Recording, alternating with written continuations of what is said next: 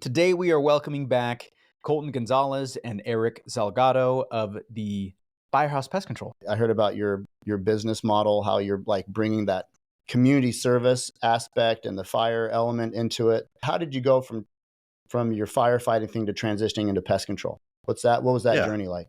I think that was kind of the only thing we really had to lean on because unlike a lot of people and maybe even some of your listeners, we didn't have any pest control experience. We didn't have any business experience, and we had very little money to start. So the only thing we had to go off of was just, trying to provide a service with integrity.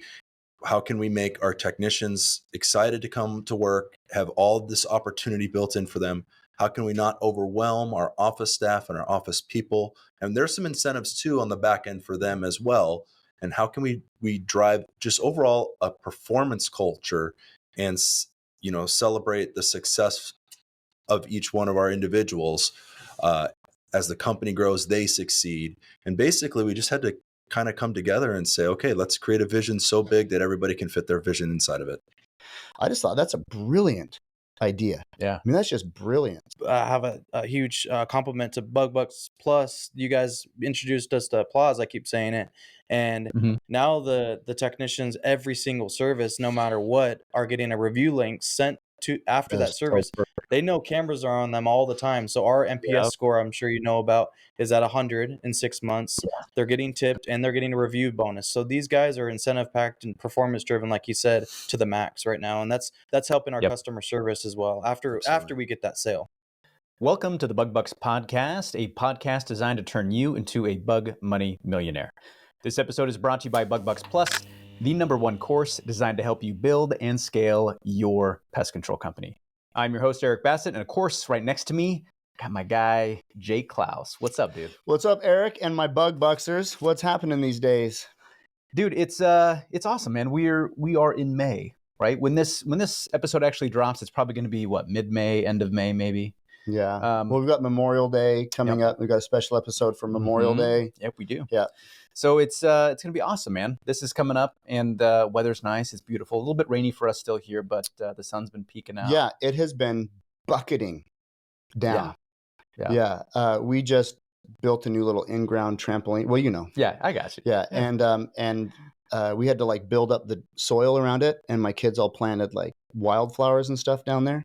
And then it's rained so hard that it's eroded part of that, and the seeds are exposed, and I don't know. We'll see if they grow or not, but we got to build that part back up. Oh, dude. One of these days we're going to have to post photos of the Klaus property, Klaus Manor. Klaus Manor, yes. Yeah, because it's awesome. It's epic and beautiful. Fantastic views. So thanks, man. It's my home away from home. Yeah. So it's pretty great. Yeah. Today we have an awesome pair of guests. I'm pumped. I'm pumped about today's guest. Yeah, it's going to be good. We've had them on the show before, but before I actually bring them on, just want to remind everybody listening, the best way to receive new episodes is by subscribing to our show on your preferred podcast platform like Apple, YouTube, Audible, or Spotify. If you love the show, please leave us a rating and a review. Make sure to check out our Facebook group, Bug Bucks Plus. That is BUGBUXPLUS. We got over 4,200 other pest control owners in that group. Wow. Yeah, 4,200. It's wild, dude. And growing. And they're all waiting to connect with you and share their thoughts. It's also the best way for you to share your feedback on our show and have your questions highlighted and discussed here on the podcast. So make sure you find us on Facebook and join the group. Okay, back to our guests. All right. Super excited for this. So load them up. Today we are welcoming back Colton Gonzalez and Eric Salgado of the Firehouse Pest Control, right? Which we've had on, I think it was back in September 2023? Yep. So it's been a little while. It was episode 102, and it was titled From Startup to Success, Why Having a Mentor is Crucial for Business Growth. Oh, yeah. They're located in Gilbert, Arizona. And Colton and Eric, welcome back to the show, my guys. How you guys doing? Good. Thanks for having us. I appreciate it. Yeah, thank you guys so much. We're glad to be back. Thank you. Yeah, I listened to that episode. Oh shoot, that was a long time ago. Yeah, but I listened to that episode and I was like, super jealous. These guys are awesome, but they kind of stole my idea, you know. But yeah, it's awesome. Okay, so I want to ask you. So Eric, you're a firefighter. Is Colton also? I just break it down for me. Yeah, so I've been a firefighter paramedic going on 11 years. Colton here, my business partner. We started the business about 7 years ago or so. He's not an active firefighter, but he is my brother-in-law, so my wife says I have to be nice to him.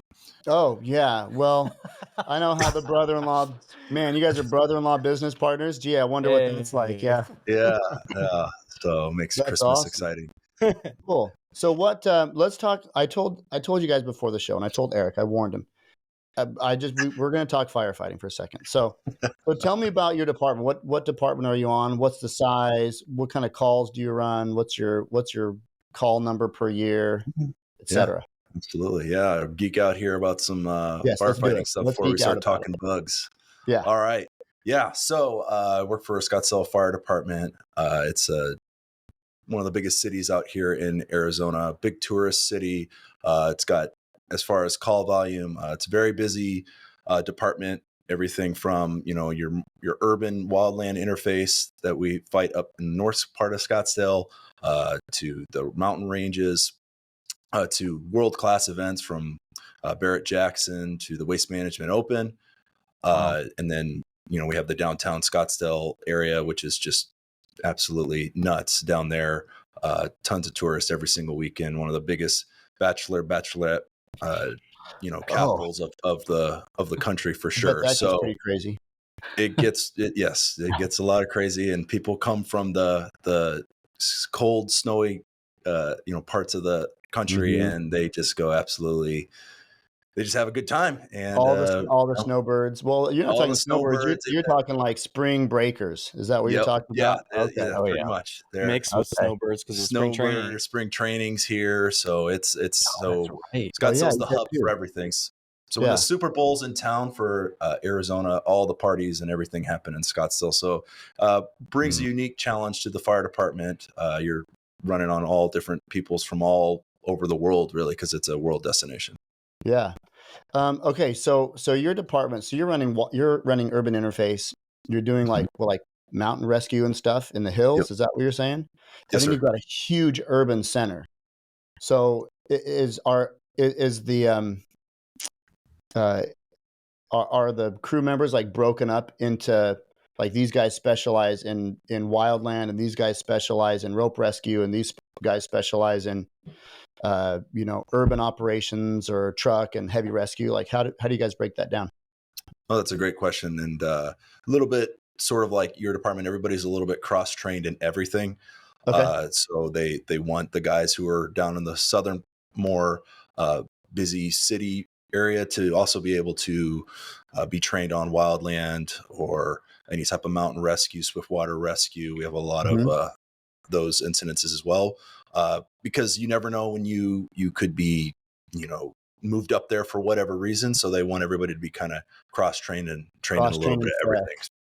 Cool. And then do you also have specialty? Do you have special like hazmat and high angle rescue and all that kind of stuff? Yeah, we have tactical rescue, helicopter rescue. We have a lot of people coming from. Dude. Are you serious? Coming out of a lot of guys and gals that like to go hiking in their jeans in the middle of the summer. Oh, Siri, we're not talking to you, Siri. Okay, so do you have a specialty? I know you're a medic. You're a fire medic. Do you have? Are you on any specialty teams? Not currently. I was at one point on the aircraft rescue team there. Scottsdale has its own airport, so you're on the ARF. You're an ARF guy. Yeah, ARF guy. Yeah. Oh, right on. ARF. Yeah. ARF. Do you guys have a mascot like the ARF bulldogs or anything like that, or ARF dogs? No, we don't have anything cool like that. You guys don't have mascots for each station. You guys don't do that. We do some. Yeah, like Lucky 13 we have a little and Crazy 8 and stuff like that. Yeah, we have some fun little competition in between the stations and station names and all of that. We do have a little bit of that going on. You know what, dude? That's kind of what makes the fire department fun, right? Oh yeah. A lot of banter, a lot of of giving each other a hard time. It's a good time. That's awesome. Yeah. You know what? I love, dude, I love your guys' branding. Obviously, throwing the Maltese cross in there with the scorpion. I mean, dude, that is some sick branding. And if you have any T-shirts that you're looking to get rid of, I'm a medium. Eric is a large, right? But yeah, I think it's great. When I first saw you guys on the podcast, and I heard about your business model, how you're like bringing that community service aspect and the fire element into it, I just thought that's a brilliant idea. Yeah. I mean, that's just brilliant. So how did you go from your firefighting thing to transitioning into pest control? What was that journey like? Yeah. So thank you, by the way. But I think that was kind of the only thing we really had to lean on because unlike a lot of people and maybe even some of your listeners, we didn't have any pest control experience. We didn't have any business experience, and we had very little money to start. So the only thing we had to go off of was just, trying to provide a service with integrity and all that. I mean, I know I mentioned it in the first episode, but the first time me and Colton had our first job, it was somebody who I think they just felt sorry for us. And they wrote us a check for the whole year. I'll never forget this. And it should have been like a 20-minute spray, but I think it ended up taking like an hour. We were spraying each other in the face. It looked like Dumb and Dumber. We should have had our orange and powder blue, jackets on and everything. But that's from awesome. that, so we were able to, bring in what we had experienced before in the past. Because at the end of the day, it's ultimately we're in the customer service space. We're in the customer service business, no matter what.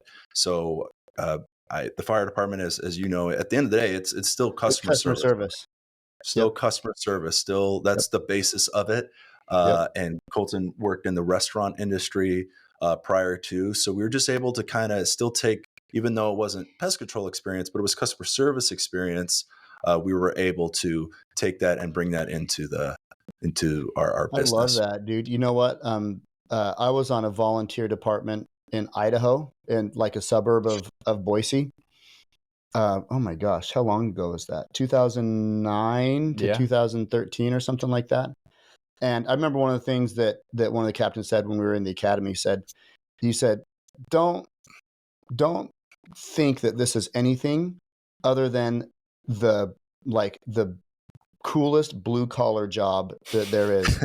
He said people will like think that you're cool because you're a firefighter and they'll thank you and they'll shake your hand in the grocery store, but you're not any better than any other blue collar job. This is a blue collar job, and first and foremost, customer service is at the forefront of everything that we do. Absolutely. And so that really stuck with me because it was kind of like a humbling experience. Like, oh yeah, I guess this is a blue collar job where it's technical and it sucks sometimes and it's hard and you're going to get sweaty and it's not definitely not sitting in a office reviewing documents, but yeah, I love that you bring that element into it. Do you find that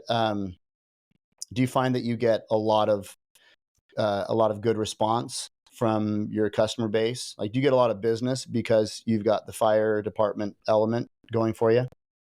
I definitely think so. There's when they see that Maltese cross and people know what that is, they do ask about that. There are some people that definitely do appreciate that, and maybe they have family members or come from the fire service or just public safety or the military. So they definitely do appreciate that.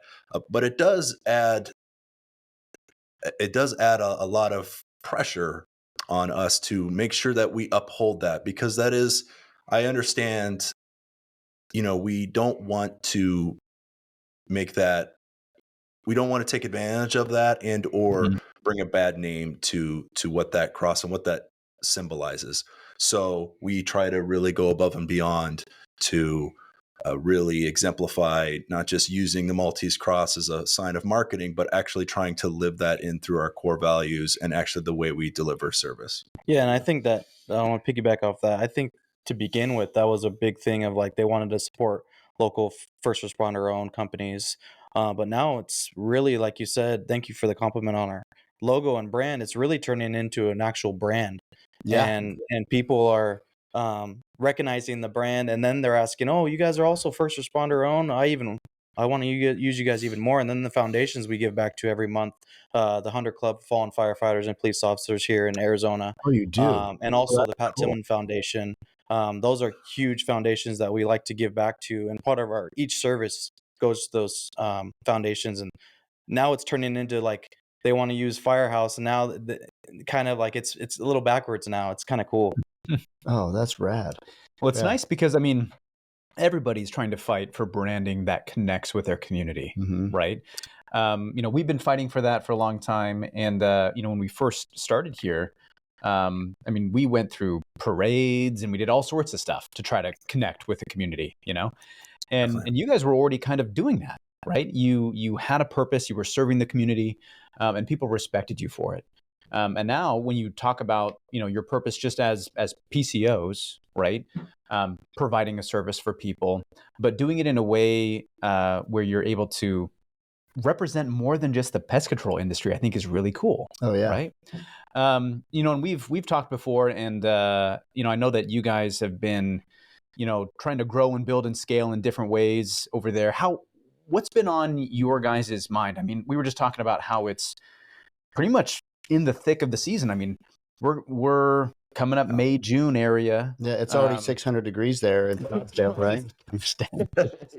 99. Yeah. 99. We haven't hit 100 yet. Yeah. Oh, you could cook an egg on the sidewalk almost. So what's been on your guys' radar for Firehouse Pest right now? What are you guys focusing on? I can talk on that. So the biggest thing since the last time we talked with you guys, which was back in September. So you think about that in the pest control time frame, that's kind of going into our slow season. We really had like a reevaluation phase where we said, okay, what's working, what's not working? It's kind of like the off season, if you want to call it, right? What is working, what isn't? So the two biggest things that we really took on, the first being culture, changing our culture, making it a more inviting place to work where you and I and where you would want to work.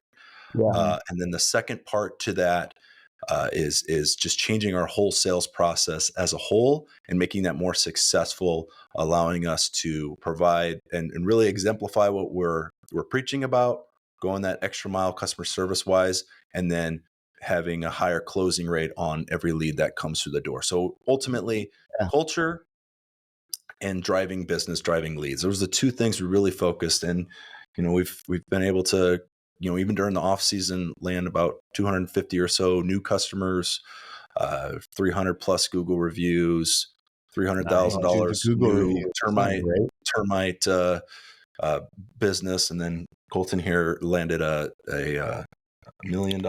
Yeah.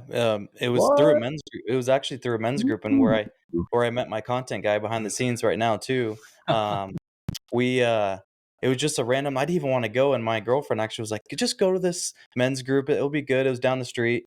And it was a builder that's building 190 homes down on the reservation about 30 miles south of us. And they're doing it for five years going forward. So it's going to come out to about $1 million.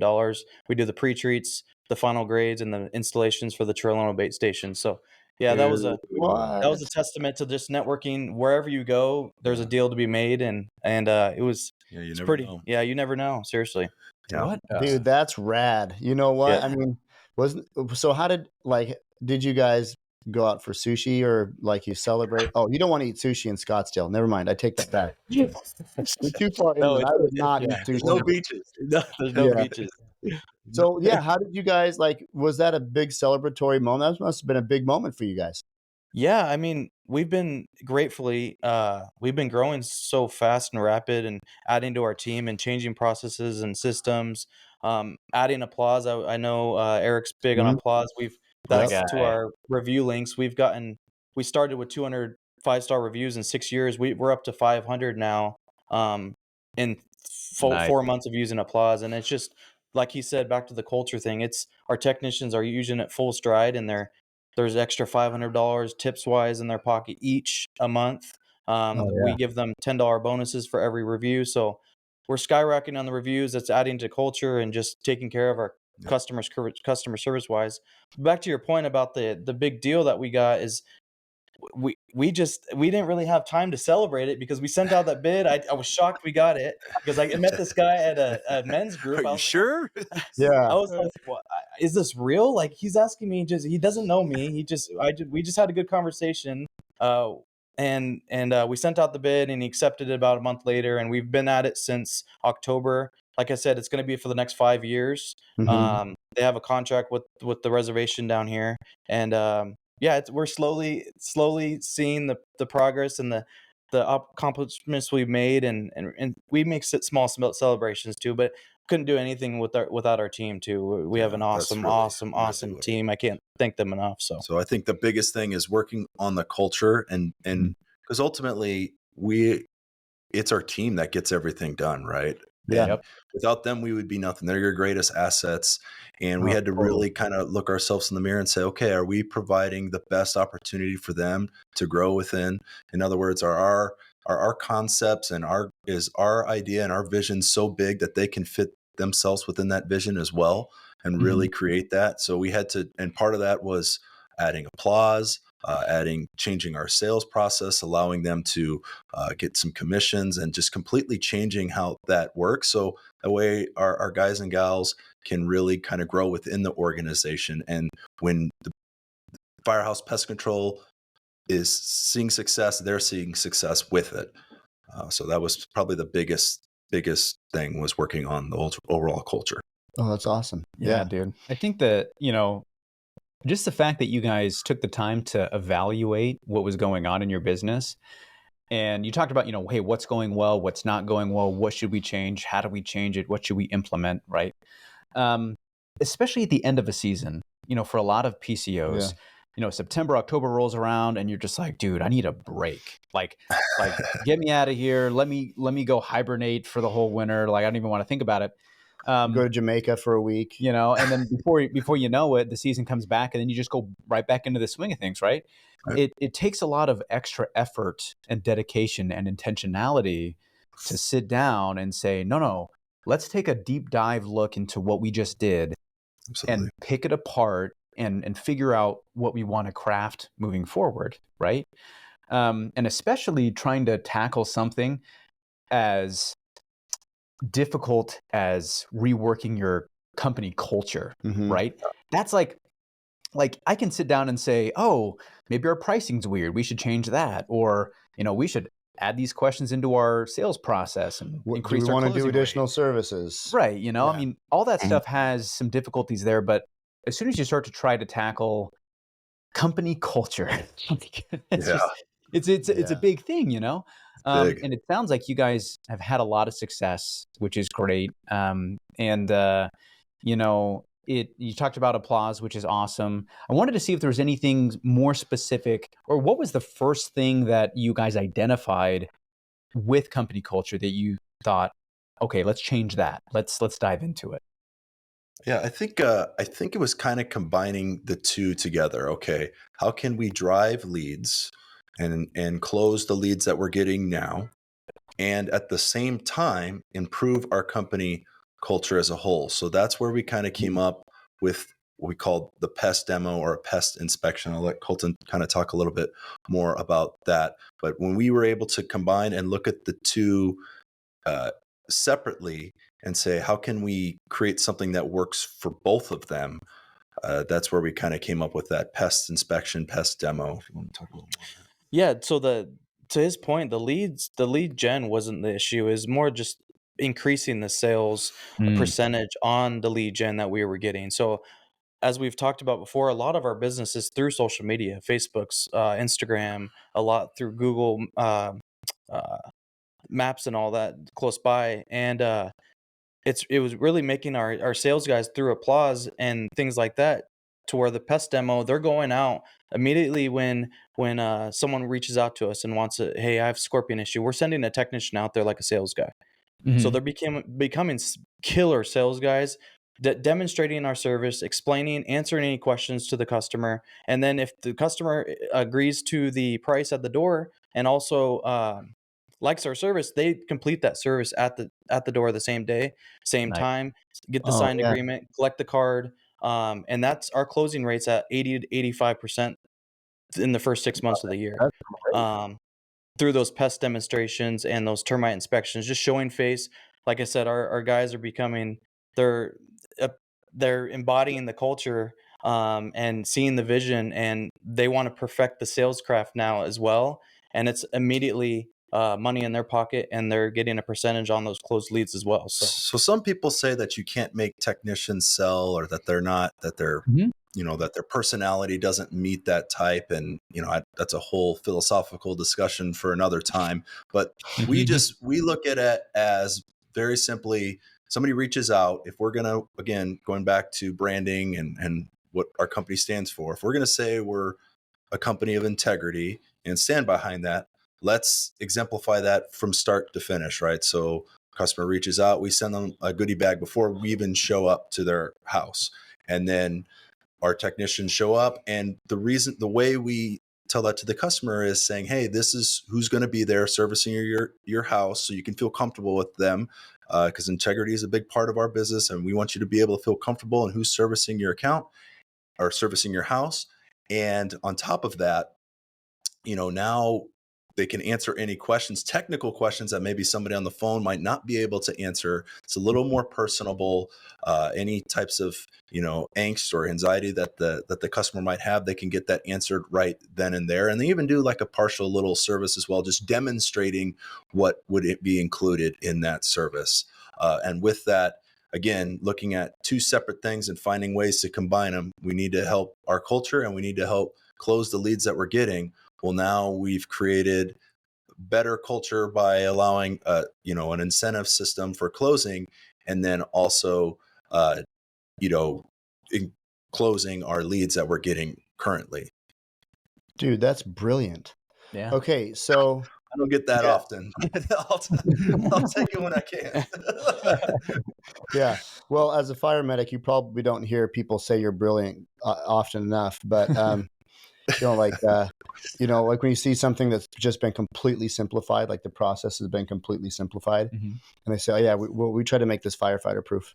So even firefighters, Yes, that's the saying. Firefighter proof is like making it as simple as possible that not even a firefighter can mess it up. even a firefighter can do it. Yeah. Yeah, exactly. So okay, so I mean, you're right. That is a whole can of worms that is just loaded with like one of the biggest philosophical questions in pest control. How do you get your technicians to sell?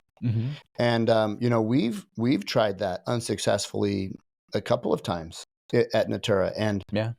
you're right, man. Like it is hard. It's a different kind of thing. So I mean, just how did you get your technicians to sell? I mean, how did you motivate them? How did you incentivize them? And how did you light the fire under them, so to speak, to get them to sell? So it all, unfortunately, we've had some turnover in the office. That's really where the light bulb turned on in our head is, why are we relying on the office girls to that don't really have as much experience as the technicians do to explain it over the phone as much as they are out in the field. So Right. we thought about, hey, let's put it on the technicians. Let's have the girls in office just get the information, schedule a demo or a termite inspection, and let the technician do all the explaining, because they're the ones out in the field every single day. They're the expert. They were, yeah, exactly. They were already explaining every single service. So really, they're not really selling much.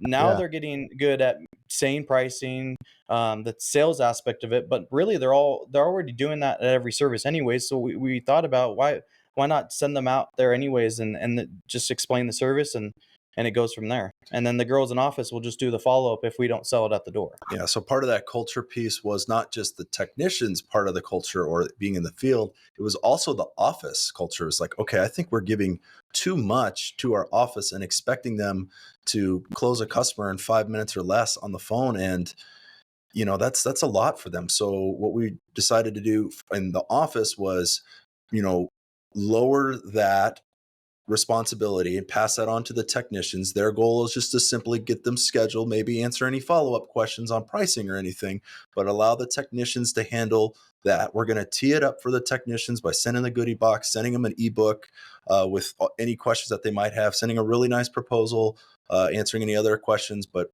really kind of, putting it onto the technicians. And then we also hired virtual assistants in the back office to help our gals in the office as well, kind of helping with some of the back office work. So part of that culture piece was, let's help the office too. It's not, when we think culture, a lot of times I think we think technician, but there's an office piece too. And we don't want to burn them out, because without your back office, you're you're up a certain done. creek without a particular paddle if you lose your office staff. In the door-to-door world, not necessarily in pest control, but in some of like the bigger sales like solar and other stuff, they'll have setters, the setters will go out and they'll get the interest, and then they'll bring in the closers. So essentially what you're saying is that like you're using the office staff kind of as setters. And then the technicians are closers, and the technicians are armed with a whole tool bag of resources to close those sales. Absolutely. Yeah, we warm up so good in the office, and all power to the girls. And when the guys go to the door, it's almost a hot lead by the time they're a door knocker, but it's a hot lead ready to close. Yep. It's a schedule. It's basically a scheduled door-to-door visit. That's what is the best way to explain it. It's a scheduled door-to-door visit. Yeah. Oh, that's awesome. Well, and it's funny because when I think a lot of people talk about company culture, it's how to have better meetings and, compensation plans and some of this other stuff.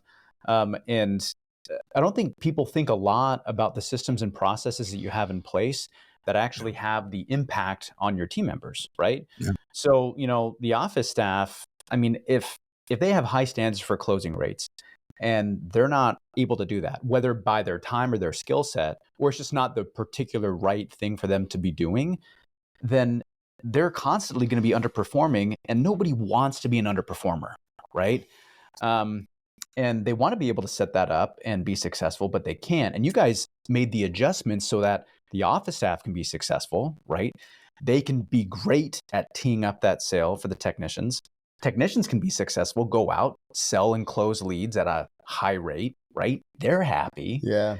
And, it's kind of, like you said, it's hand in hand, right? You were able to improve and increase the quality of your company culture by improving and increasing the close rate of the leads that you have. Yeah, right? That's brilliant. So sounds a lot better when you say it. Yeah. No, way better. I got to hear it from you first, and then I had about 5 minutes to think about it. So everything is better when Eric does it.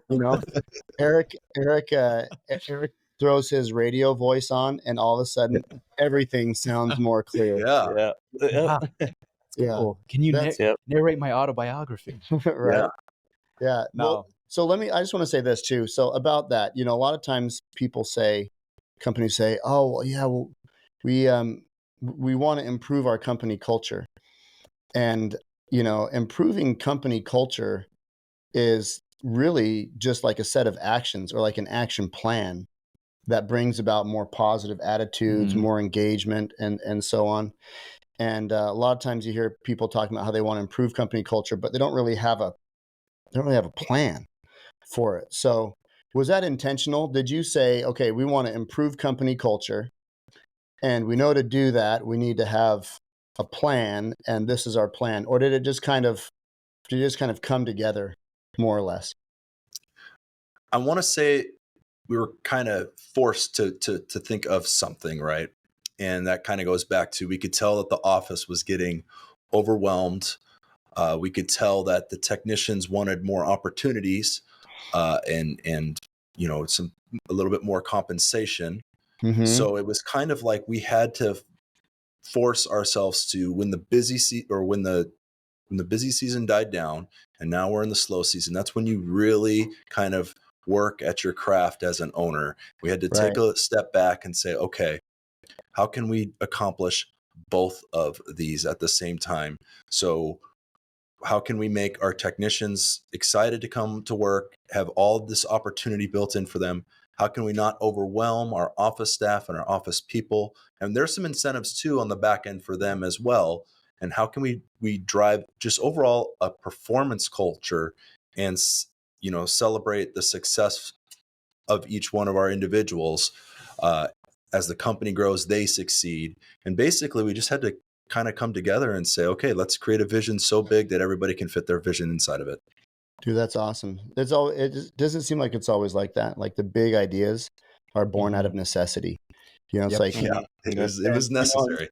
It's necessary, right? And me and one of our sales guys, he's been part of the family for the last several years. He and I were talking earlier today, and we were talking about this. And we have this quote on our wall that says, it's Marcus Aurelius, and it says, "The impediment to action advances action. What stands in the way becomes the way." And so, when you see obstacles from that perspective, it's like, okay, well, here's an obstacle. So we can either sit on the ground and cry about it, or we can look at this obstacle and say, okay, this is a challenge. But instead of sitting on the ground and crying about it, we're going to use it to catapult us beyond that. I mean, not only do you solve the problem, but then the problem provides a solution to not only not have that problem again, but to improve. And it sounds like your situation with your office staff and all that going kind of sideways catapulted you guys into finding the solution that not only improves the culture of your company, but is increasing sales and is just putting you guys forward. So, man, that is really cool. I'm glad you guys shared that. That is I think that there's listeners out there, they're going to say, oh yeah, I guess when something sucks, we can turn that around and make it awesome, So I appreciate that. In the fire service, we have a saying, it says, "Suck less." And that's just what we you're try right. to do. Yeah. It's like, all right, we'll find a way to just suck a little less. Dude, I love it. Suck less, embrace the suck. Embrace the suck. Yeah. Yep. So we just tried to suck a little less over the off season, because it's hard to do that in the middle of this busy season. You can't hardly keep your head above water. It's the off season when you really grow. Q4, we finished strong. Yeah. I wanted to touch on real quick, if you don't mind, after the sales process, we kind of perfected that. We wanted to perfect that. Now I want to have a huge compliment to Bug-Bucks Plus. You guys introduced us to Applause. I keep saying it. And now the technicians, every single service, no matter what, are getting a review link sent to after that service. They know cameras are on them all the time. So our NPS score, I'm sure you know about, is at 100 in 6 months. They're getting tipped and they're getting a review bonus. So these guys are incentive packed and performance driven, like you said, to the max right now. And that's helping our customer service as well after we get that sale. Yeah. Well, and I have always been a big advocate of incentivized performance, right? It's like that positive feedback loop. And when you incentivize the right things, especially when it's behavioral based, right? When technicians do a good job, they get good reviews, they get tips, right? The NPS score goes up. And a platform like Applause, hats off to them, make it easy that you can find a guy, click on a certain employee and look at all those metrics, right? It took us a long time in the office, and this was well before Applause, where I had to by hand build out through Google Sheets all of the metrics and all the widgets and all the ways to track all the performance for the team together and individually. To me. Not Drake's cup of tea at all. Oh my gosh, I'd rather get kicked in the nuts than have to sit. Every time I show Jake a new widget, he squints and he's like, "Oh, you made that? Oh, I have a headache just looking at it." But it becomes such an integrated part of your company culture, like you guys are talking about, where the employee does something, right? They put forth the action and they have an immediate positive response and they're recognized for it, right? And it just perpetuates that cycle and it continues to go and go and go, right? And before you know it, you have all these employees who are satisfied with that cycle. And, before long, they're telling their buddies, they're like, "Dude, you should come work here when we have an opening," right? And now you've got this pool of applicants and the whole thing is just moving and just working, right? It's like you guys are saying, in doing that in the middle of the season is near impossible, right? Like completely switching directions and doing all these different things. And so for the guys that are listening, understand two things, I guess, two things just to sum up here. One, embrace the suck, right? Right. Suck less. The obstacle is the way, right? The impediment to action advances action. So if you're in the thick of it, which you're going to be for the next few months, right? understand that that's okay, right? It's going to be tough. Just embrace it and just go. And then when you get a chance this fall, right, September, October, whatever the time frame is, do exactly like Eric and Colton did and sit down and evaluate, right? And ask yourself the deep questions like, hey, is what we did really working for us? Should we do something different? Mm-hmm. If we did something different, could it be better for us? Could it be better for our staff, Mm-hmm. right? Could it be more satisfactory for them? Could it provide better benefits? Those are the questions that owners want to find the answers to, right? But having the energy to do that is something you have to like dig in and get out of somewhere different at the end of the season, right? It's tough. Totally. So you guys are awesome. I know we're short on time. Is there anything else you guys are jumping into or initiating this year? Obviously, you guys have already done a lot, but I know we're going to have you back on the show again. So I want to circle back and feel like we can jump in and be like, okay, how did this thing go? So anything else you guys are working on? We're definitely looking on expanding our commercial base clientele. So we feel pretty comfortable with the way we've kind of mastered our sales process around the residential side of things. So, okay, now how can we bleed that into our commercial customers as well? So we're still kind of trying to figure out the best way to provide that same level of our branding and integrity that we use on the residential side. Now let's implement that into our commercial side. And that we might be able to work on that this season, but that might be something we have to wait till at the end and really reevaluate it towards the end of the year as well. Dude, we should connect on that, because I want to see how you guys are doing that too. We're in the same process. So you're using Applause. Are you also using Smarter Launch for your bid software? We're looking into that for sure. Okay, That's definitely a part of that. We do have Go High Level as part of our sales force. Nice. We're looking at revitalizing our proposal, but we're looking at a few different options on that as well. Solid. Yeah, dude, I'm excited. I mean, I think that some companies, the transition from residential to commercial is a little bit difficult because their branding is all designed to appeal to residential customers, right? That consumer base. And the appeal for residential to commercial is just different, a little bit of a different vibe. You look at some of these other commercial-based companies, and you can just tell. Well, there's big competition too. I mean, you've got Ecolab, and some of the like monsters that are hard to compete with. I feel like your guys' branding is actually really, really conducive to both. Yeah. Like you get a really good view from the residential consumer side, but the commercial side, like just looking at your guys' polos right now, like I could absolutely imagine that from a commercial service technician. Yeah. So I think you guys are going to appreciate it. Yeah, dude. Thank you. I'm excited. We'll have to get you back on the show here in another 6 months or so. And that'll be the first question on my mind is, dude, how is this new commercial initiative going? So I appreciate it.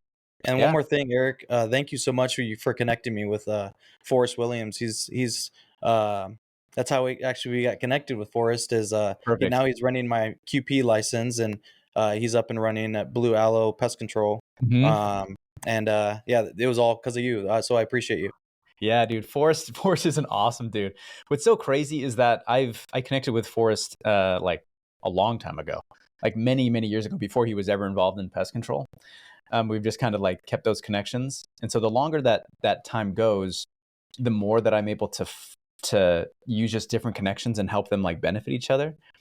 And being kind of the connectors in the industry is like checks so many boxes for me, dude. So many. So I'm really happy that you guys were able to benefit from that connection. Crazy connection. Yeah. Thank you.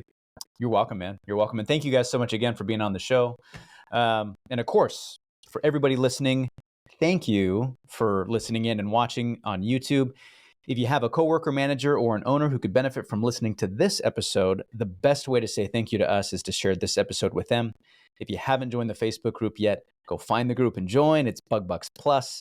Lots of information and great connections there. And if you have a topic you want discussed on the show, drop it in the group. And as always, this episode is brought to you by Bug Bucks Plus, the #1 training and education platform designed to help you build and scale your pest control company. Visit bugbucksplus.com to sign up and start building today. Thanks for listening in, and until next time, keep building those pest control companies. If you enjoyed today's episode, please show your support by subscribing and leaving us a 5-star rating. Thank you, and we'll catch you on next week's episode.